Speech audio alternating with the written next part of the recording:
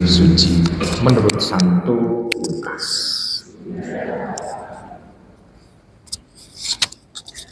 Sekali peristiwa, Yesus bersabda, "Celakalah engkau Korazim, celakalah engkau Betsaida. Sebab seandainya di Tirus dan Sidon terjadi mukjizat-mukjizat yang telah terjadi di tengah-tengahmu, sudah lama mereka bertobat dan berkabul. Maka pada waktu penghakiman, tanggungan Tirus dan Sidon akan lebih ringan daripada tanggunganmu. Dan engkau Kapernaum, apakah engkau akan dinaikkan sampai ke langit? Tidak. Engkau akan diturunkan sampai ke dunia orang mati. Barang siapa mendengarkan kalian, ia mendengarkan Aku. Dan barang siapa menolak kalian, ia menolak Aku. Dan barang siapa menolak Aku, ia menolak Dia yang mengutus Aku." Demikianlah sabda Tuhan. Ibu, bapak, saudari, saudara terkasih dalam Tuhan, dikatakan di sana, "Celakalah engkau Korazim, celakalah engkau Betsaida," dua nama kota. Lalu juga masih dikatakan, "Dan engkau Kapernaum, engkau tidak akan dinaikkan," segala macam itu. Tiga kota yang disebut oleh Tuhan, yakni Korazim, Betsaida, dan Kapernaum. Kalau ditanya apakah ketiga kota itu masih ada dan dihuni oleh orang zaman sekarang, jawabannya tidak. Justru tinggal reruntuhan. Kapernaum yang katanya adalah kota Tuhan, runtuh, tinggal batu-batu yang tertumpuk di wilayah itu. Betsaida itu lebih payah lagi. Sudah tinggal puingnya tinggal sedikit saja. Korazim juga. Nah, ibu, bapak, saudara, saudari yang terkasih, ketiga kota itu tempat di mana Tuhan itu bersabda, mengajar, dan tempat Tuhan mengadakan mukjizat. Kalau Tuhan mengajar dan Tuhan mengadakan mukjizat, sebetulnya adalah tempat di mana Tuhan berkenan seharusnya. Tetapi ternyata justru tidak. Justru hancur sekarang.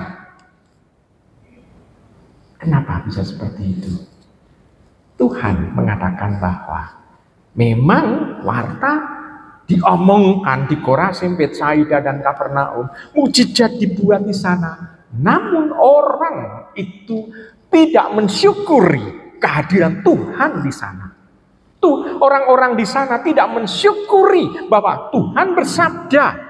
Warta mengenai pembebasan, warta mengenai hal-hal kebaikan Allah tidak pernah itu membuat mereka itu melakukan kebaikan-kebaikan dan meneruskan kepada generasi berikutnya. Maka yang ada adalah kehancuran justru. Maka ibu, bapak, saudari, saudara terkasih, dari titik ini kita bisa merenungkan bahwa ternyata orang yang mengalami mukjizat, mengalami anugerah dari Allah, itu belum tentu itu akan dimuliakan. Seperti nasib Korazim, Betsaida, dan Kapernaum itu. Ternyata itu harus dilanjutkan dari proses. Tuhan memberikan anugerah, Tuhan memberikan kemudahan, Tuhan memberikan kebaikan. Ini sebetulnya adalah proses supaya orang ini bisa melanjutkan kehidupan yang lebih baik lagi. Kalau hanya saya mendapatkan anugerah, saya mendapatkan kasih karunia Tuhan, namun tidak menjadi bekal untuk kehidupan selanjutnya, ya sama saja omong kosong. Nah, ibu, bapak, saudara, saudari kasih dalam Tuhan. Maka kita bisa melihat seperti orang yang kekurangan lalu mendapatkan undian jackpot besar, namun dia tidak menggunakan hadiah dari jackpot itu untuk kehidupan selanjutnya, ya dia akan kembali lagi menjadi kekurangan. Kenapa? Karena dia akan menghambur-hamburkan untuk kesenangan pribadi. Demikian juga anugerah Tuhan. Maka nasib Korazim, Betsaida, Kapernaum jangan melanda kita. Nah, Kalau demikian, kita harus bagaimana? Ya, kita harus mensyukuri apa yang sudah dianugerahkan Tuhan kepada kita. Kita harus belajar dari Fransiskus Assisi yang kita peringati hari ini. Fransiskus Assisi kebetulan dilahirkan dari keluarga yang kaya. Namun dia meninggalkan kekayaannya itu dengan cara yang ekstrim. Ekstrimnya gimana? Begini. Dia meninggalkan kekayaannya itu, meninggalkan orang tuanya itu dengan menanggalkan seluruh pakaian yang menunjukkan kebesarannya itu, dan dia pergi telanjang. Kan ekstrim banget. Lalu dia hidup sangat sederhana, bahkan dia hidup dengan kaki telanjang. Artinya tidak bersepatu walaupun itu ada salju. Kenapa? Karena dia tahu bahwa kekayaan ini yang diberikan oleh orang tua ini bisa menjadi ganjalan bagi hidupnya untuk mendengarkan firman Tuhan. Dia meninggalkan segalanya, mencoba untuk bersama dengan Tuhan merenungkan banyak hal apa yang bisa dilakukan, dan dia ternyata dalam kesederhanaan itu bisa memperlihatkan sukacita. Karena sukacita itu sehingga menarik pemuda-pemudi yang lain. Antara lain Clara, Santa Clara. Dan akhirnya Santa Clara itu menjadi rekan di dalam hidup. Istilahnya hidup padat atau hidup tidak menikah. Namun mereka tidak pernah berhubungan sebagai suami istri. Berhubungan sebagai rekan. Untuk apa? Untuk mencari Tuhan, ketemu dengan Tuhan. Maka kalau ada suster perempuan yang ikut, lalu diikutkan dengan Clara, lalu laki-laki ikut dengan dia, sehingga ada dua kelompok, bisa dikatakan ordo di sana, ordo Fransiskus dan Clara, walaupun sebetulnya itu adalah satu sebetulnya. Nah, kita bisa melihat di sana ternyata menarik bagi pemuda-pemudi yang lain, dan mereka berani meninggalkan segalanya. Dan ternyata pada zaman itu menjadi yang kreatif. Untuk apa? Untuk membangun gereja.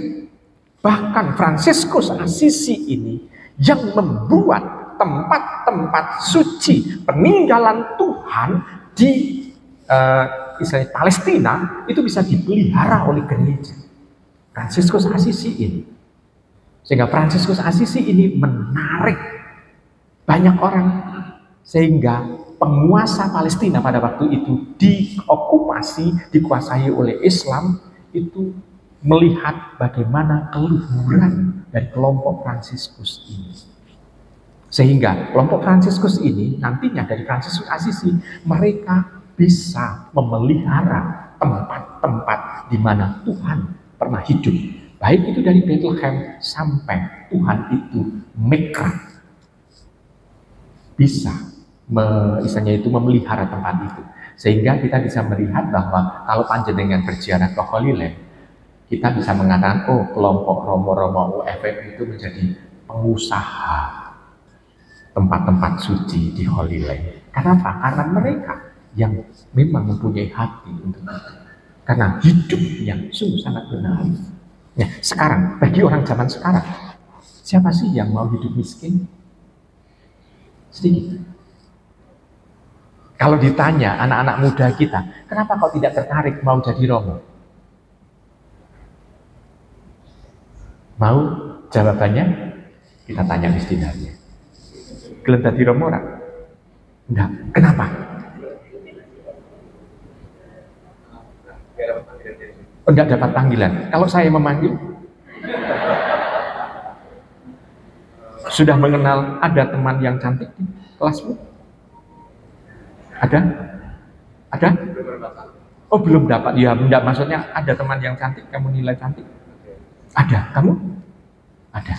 Karena mereka sudah tertarik dengan lawan jenis. Karena untuk mengikuti menjadi Romo, memang tertarik, tetapi tidak ikut hanyut dalam ketertarikan itu. Justru kalau kamu ketemu dengan orang yang cantik, kamu bisa bersyukur kepada Tuhan. mengatakan, ya Tuhan, sungguh indah ciptaanmu yang ada di hadapanku ini. Malah bisa mensyukuri Tuhan kan. Baik, ibu bapak saudara terkasih, saya tidak tahu lagi kenapa kaum muda zaman sekarang sedikit orang yang mau ikut. Saya tidak tahu. Tetapi zaman dulu ini menjadi ketertarikan. Orang tidak lagi mencari duit, tetapi mencari Tuhan. Kalau orang zaman sekarang bukan mencari Tuhan, tapi lebih banyak mencari cuan. Bahkan kadangkala mencari cuan melalui Tuhan. Banyak juga pengusaha-pengusaha gereja. Pengusaha-pengusaha gereja itu artinya dia mendirikan gereja, mengumpulkan perpuluhan untuk hidupnya. Lalu dia menarik orang dari jemaat yang mana untuk ikut dia. Sehingga dia mengatakan bahwa gerejanya menjadi gereja yang paling benar. Gereja-gereja yang lain adalah gereja-gereja yang sesat. Bahkan mengutuk paus pun itu dikatakan sebagai antikristus. Supaya orang-orang Katolik keluar dari gerejanya, mengikuti dia. Lalu kita bisa melihat, dia mewartakan Yesus atau menjual Yesus. Ibu bapak, kalau demikian, mereka mau mewartakan Tuhan atau mencari cuan. Kita bisa ambil sikap dengan itu. Fransiskus Assisi itu mau mengajak kita harus kembali kepada Tuhan. Cuan penting untuk hidup kita, untuk martabat kita di dunia, namun tidak sebagai yang terutama. Maka kita harus mencari yang terutama apa? Tuhan. Nah, ibu bapak, saudari, saudara kasih, itu yang membuat 3 kota, Korazim, Betsaida, Kapernaum, itu menjadi hancur. Karena orangnya, walaupun ada Tuhan, namun Tuhan tidak menjadi yang terutama. Yang terutama apa? Kenyamanan yang dia cari. Keamanan yang dia cari yang bukan dari Tuhan.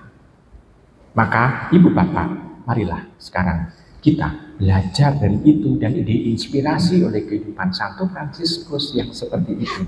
Kita berusaha untuk menomorsatukan Tuhan dalam kehidupan yang nyata. Saya percaya dan saya yakin bahwa panjenengan semua ada di dalam inspirasi dari Santo Fransiskus Assisi ini, di dalam menemukan dan menghidupi Tuhan. Amin.